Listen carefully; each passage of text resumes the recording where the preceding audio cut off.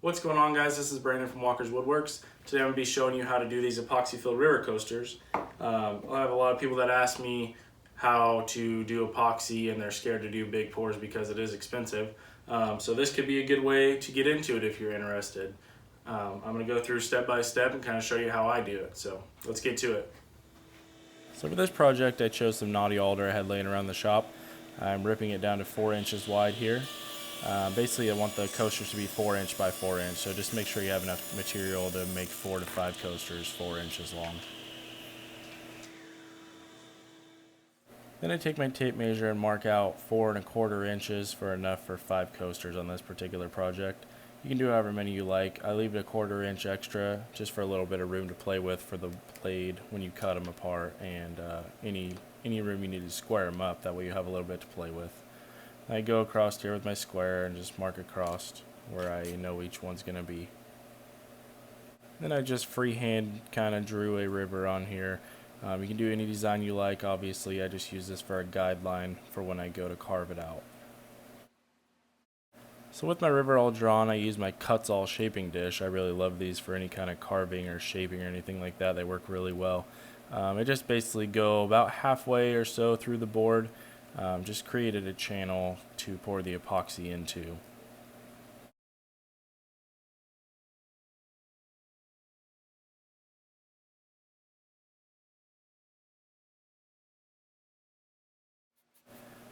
And I use a pretty coarse shaping dish, so I always go back over them with a piece of sandpaper just to smooth out any edges, kind of cut down the marks from the shaping dish. I'm using a 2-to-1 epoxy here. I'm using the Black Diamond Pigments Iridescent Green. I really like this pigment for all my epoxy projects. Mixes in really well, gives a really good color. Everybody seems to like it. You want to mix this for about a minute. Just make sure all the chunks are dissolved. You also want to make sure, obviously, your hardener and your resin are mixed properly. Don't let it sit too long though, because it will start to get hot over time and you don't want that. So everybody's favorite part's usually the pour. I should mention here, if you are using a standard epoxy, you should not ever pour it over an 1/8 inch, or it will start to bake and crack and bubble and all kinds of bad stuff. So I actually did 2 pours here. One is about 1/8 inch, and then the second one I do will be just a little less, just to kind of fill it in. This was after the first pour. You always want to go back with a torch and pop the bubbles that arise to the surface. Pretty much every epoxy will do this. You just keep an eye on it for about 20-30 minutes and pop any bubbles that come to the top. That way you don't have holes or anything in your epoxy. So this is the second pour I was talking about. I let the other one cure. You can do it after about 6 to 8 hours depending on your epoxy. You just go ahead and follow the directions on the bottle of whichever one you choose. And then I go back with a popsicle stick or anything else just to kind of make the design in there, swirls or strands or anything you want, really. It's really hard to get the swirls to stay if you do it right after you pour it. My suggestion would be to wait about 20 minutes or so when it starts to thicken up and then do it. That way the swirls usually stay a lot better. You don't want to wait too long, or else it'll be too tacky and then it'll just have a mess.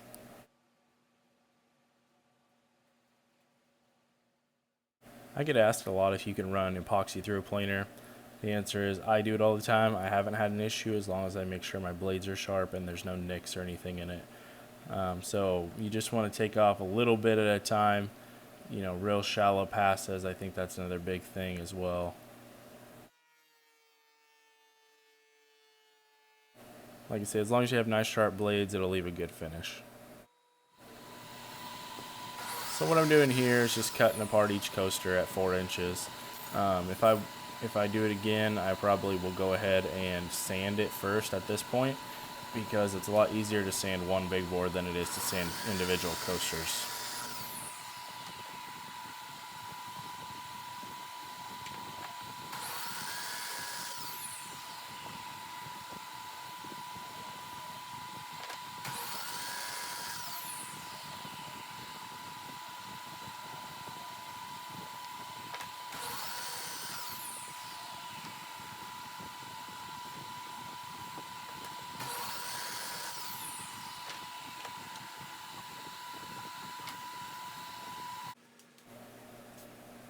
now on to sanding. I always wear a glove when I do this now because I kept hitting my knuckle with the sandpaper and cutting it open.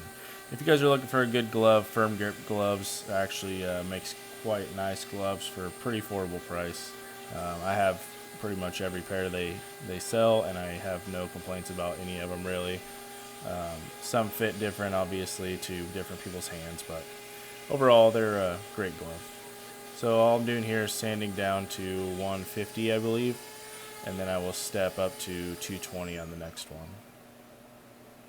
If I do that, I go ahead and run a chamfer around the whole coaster. I use a 45-degree bit. It's an Amana Tools bit. They are extremely good bits. I get them from Tools Today.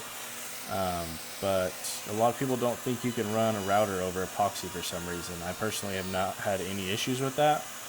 The only issue I ever had with a router and epoxy is when I tried to flatten it before and I used the wrong bit. I did get some chip out then. So just make sure you know what you're doing basically and research. That way you won't have any issues.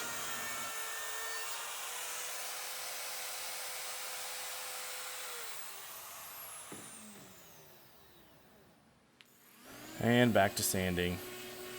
Clearly did not put my glove on here for some reason, but I got it down to 220 here, just kind of going over it, smoothing out any marks that the router might have left or anything like that. So with epoxy, it's going to have scratches and stuff like that. It's just inevitable. So I use a 1000 grit foam block, and I just go over it. Only the epoxy though, not the wood, because you want that finish to soak into the wood fibers. Just go over it until all the scratches are gone and everything. And then here I got a piece of hardwood, and I use spray adhesive, and I just put I think 220 sandpaper on there, and that leaves a really good surface to sand your edges and your chamfers. And then here I'm just using a little micro zip and going over the back side of the coaster just to soften the edges so they're not so sharp. Here I just blow everything down with air, trying to get all the dust I can off of it. And then I usually wipe it down with a paper towel after I'm done with that. Then it's time for finish. I use General Finishes Armor Seal on this particular project because it's easy to apply and it leaves a pretty good protective finish on there. Whenever you're using Armor Seal or any kind of finish like this, you want to make sure you stir it really well. Don't shake it, you don't want to get bubbles in there, so just give it a good stir. I always apply with a blue shop towel. It gives a nice finish. It doesn't leave any fibers or anything behind typically. You just want to put a nice thin coat on there. I repeated this process twice. I did 2 coats on these, and then between coats I sanded with just a fine Scotch-Brite pad to knock down any raised spots. And there they are. I'll leave you guys with a couple beauty shots.